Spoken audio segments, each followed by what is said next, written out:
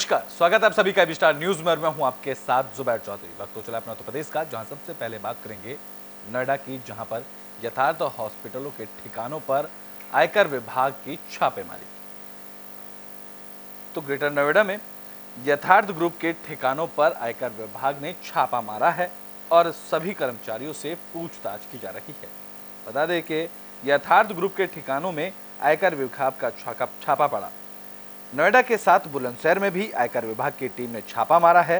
Greater Noida के यथार्थ hospital में आयकर विभाग के अधिकारी 2 गाड़ियों में आए, जिसके बाद सभी अधिकारी 5वीं मंजिल के ऑफिस में पूछताछ करते भी नजर आए।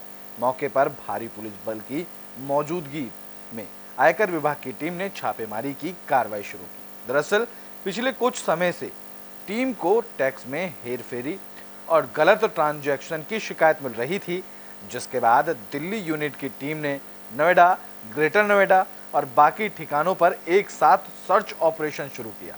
बता दें कि नोएडा का यथार्थ अस्पतालों का दूसरा सबसे बड़ा ग्रुप है। इससे पहले मेट्रो और नियो अस्पताल पर भी इनकम टैक्स की रेड हो चुकी है।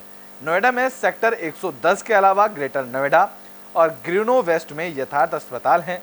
इसके अलावा इनके रीजनल ऑफिस और एडमिन से जुड़े लोगों से यहां भी सर्च की जा रही है।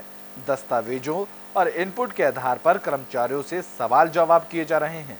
हालांकि अस्पताल की इंडोर और आउटडोर ओपीडी में मरीजों को कोई परेशानी नहीं है। दिल्ली यूनिट की कई टीम इस सर्च को कंडक्ट कर रही हैं। आशंका जताई जा रही है कि सर्च लंबी या 2 से 3 दिन तक भी चल सकती है। तो नोएडा, ग्रेटर नोएडा और यूपी के कई जिलों में आयकर विभाग का बड़ा एक्शन देखने को मिला है और यह एक्शन यथार्थ ग्रुप के ठिकानों पर पड़ा है।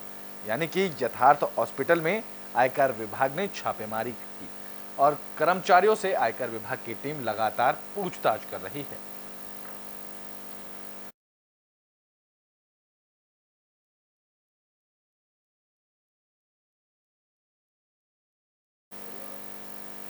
तो ब्रिटेन में बात कर लेते हैं अब अखिलेश यादव की तरफ से दिए गए बड़े बयान की। दरअसल आजम खान की फैमिली को 7 साल की सजा सुनाई गई है और यह सजा फर्जी जन्म प्रमाण पत्र के मामले में सुनाई गई है, जिसके बाद समाजवादी पार्टी के अध्यक्ष अखिलेश यादव का बयान सामने आया। तो फर्जी जन्म प्रमाण पत्र मामले में रामपुर की एमपी एमएलए कोर्ट ने आजम फैमिली को दोषी करार दिया है। आजम खान, उनकी पत्नी तंजीम फातिमा और बेटे अब्दुल्ला आजम को 7-7 साल की सजा सुनाई गई है। आजम खान के परिवार को हुई सजा पर अब अखिलेश यादव ने बड़ा बयान दिया। अखिलेश यादव ने सीधे तौर पर अपने बयान में यह कहा कि आजम खान को मुस्लिम होने की सजा मिली है। उन्होंने कहा कि आजम का धर्म दूसरा है, इसलिए उनके साथ अन्याय हो रहा है। उनके खिलाफ साजिश और षड्यंत्र किया गया है। मोहम्मद आजम खान साहब और उनके परिवार को न्याय मिलेगा।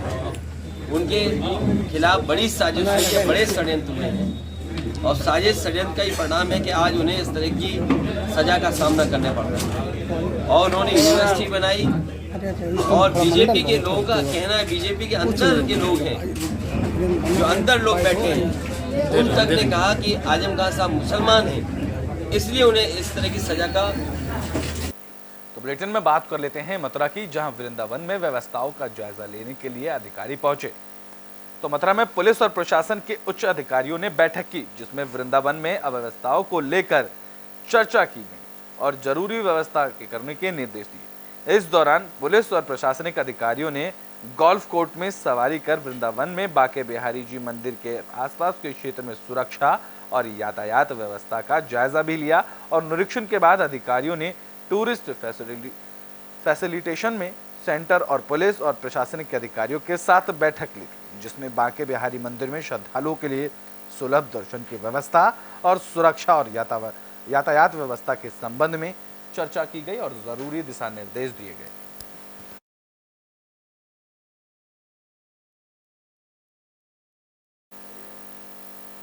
तो ब्रिटेन में बात बागपत की कर लेते हैं, जहां मिशन शक्ति अभियान को लेकर जागरूकता फैलाई जा रही है और कार्यक्रम का आयोजन भी किया गया।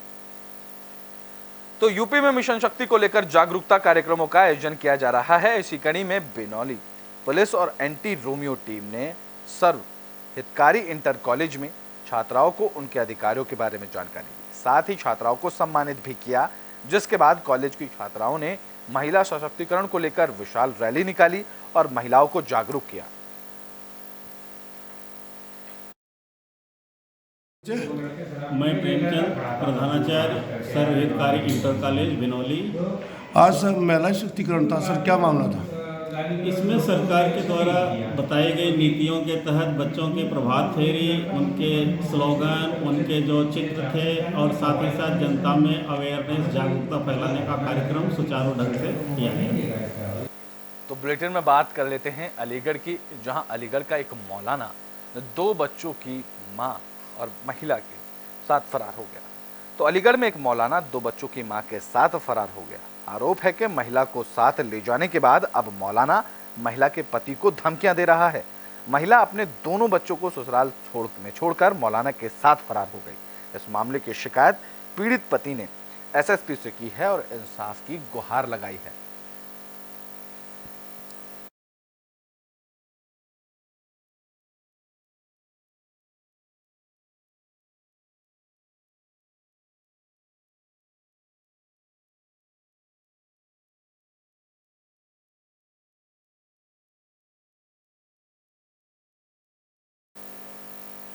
तो बुलेटिन में बात कर लेते हैं बांदा की, जहां अवैध खनन को लेकर पीड़ित ने पुलिस प्रशासन से न्याय की गुहार लगाई है।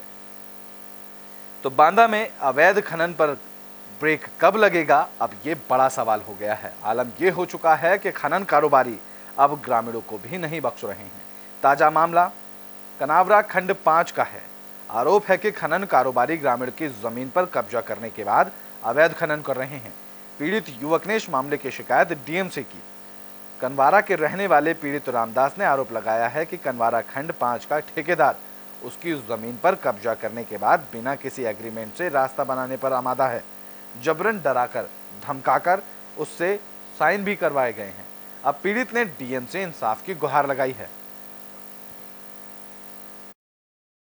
क्या नाम है आपका? जिला तिवारी, ग्राम कनवारा, बांदा जिला। जी, किस तरह की समस्या लेकर आए थे आप? समस्या ये है, खदान वाले जबरदस्ती ट्रक निकाल रहे हैं खेत से।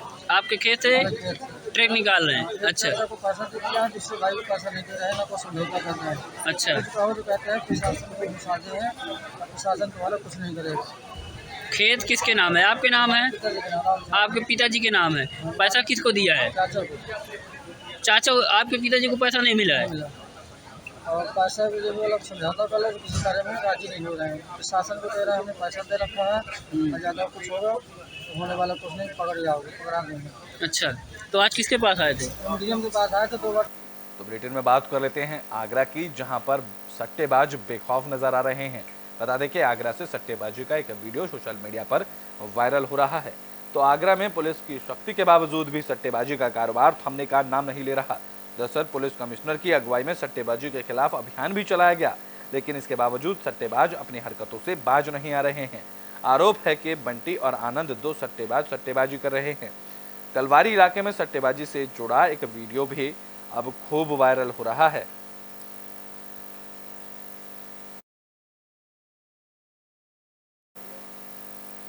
तो बुलेटिन में बात कर लेते हैं सुल्तानपुर की, जहां पुलिस को बड़ी सफलता हाथ लगी है। पुलिस ने अवैध हथियार फैक्ट्री का पर्दाफाश कर दिया है।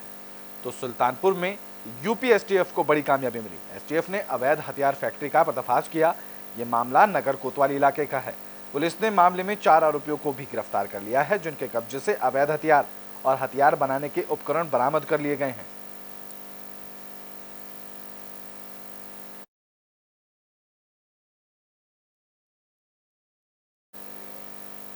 तो बुलेटिन में बात मथुरा की कर लेते हैं, जहां मथुरा में अवैध रूप से फिलिपीन नागरिक के रहने का मामला सामने आया। तो इजराइल और हमास के बीच घमासान मचा हुआ है। इधर भारत में सुरक्षा एजेंसियां अलर्ट हो गई हैं। सुरक्षा एजेंसियों ने भारत में रह रहे विदेशी नागरिकों का सत्यापन शुरू कर दिया है। अभियान के दौरान मथुरा में लोकल इंटेलिजेंस और सिविल पुलिस ने एक फिलिपीनी नागरिक को गिरफ्तार किया। गिरफ्तार फिलिपीनी नागरिक अवैध तरीके से बिना वीजा पासपोर्ट के रह रहा था, जिसे जेल भी भेज दिया गया है। फिलिपीन नागरिक के पास से कीपैड वाला मोबाइल और 77,000 रुपए नकदी बरामद की गई है। लोकल इंटेलिजेंस की रिपोर्ट के मुताबिक फेडरी नंद मुशील साल 2000 से ही 1 साल के स्टूडेंट वीजा पर भारत आया था। 1 साल की वीजा अवधि खत्म होने के बाद इसने ना तो वीजा की अवधि बढ़ाई और ना ही भारत छोड़ा। आरोपी की गिरफ्तारी के बाद पुलिस आगे की कानूनी कार्रवाई में जुट गई है।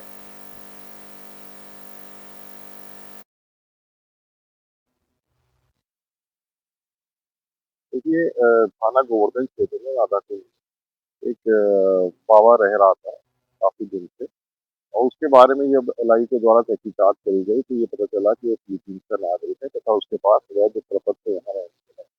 इस सूचना पर मुकदमा दर्ज किया गया, उसको गिरफ्तार किया गया तथा अग्रिम विधि कार्रवाई की गई।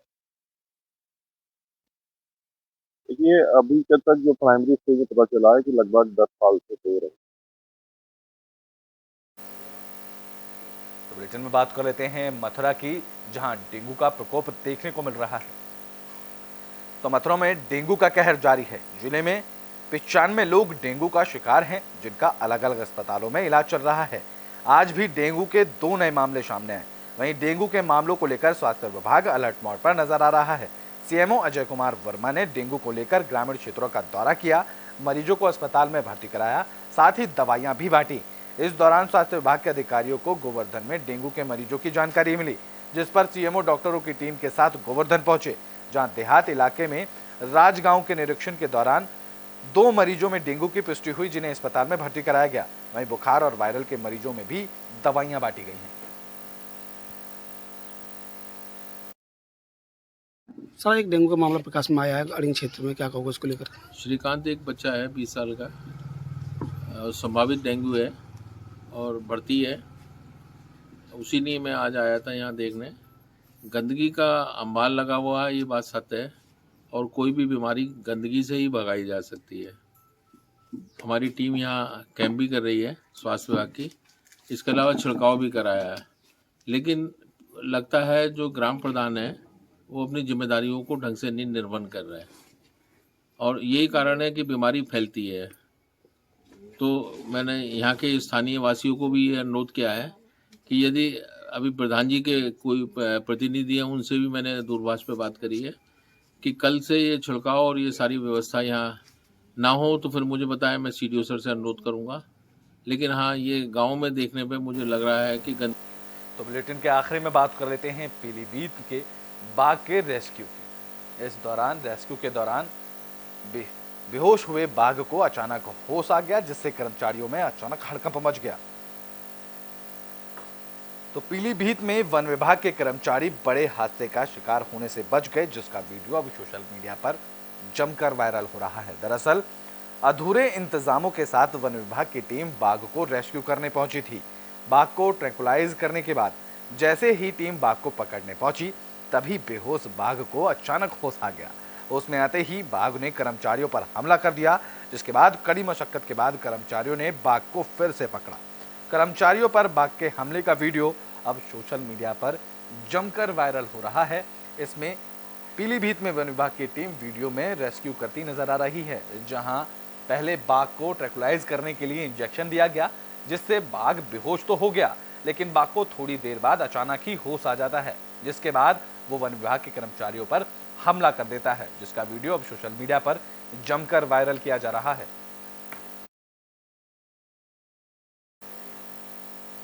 तो यूपी के बुलेटिन अपना उत्तर प्रदेश में अभी के लिए बस इतना ही। देश और दुनिया की तमाम खबरों के लिए देखते रहें एबी स्टार न्यूज।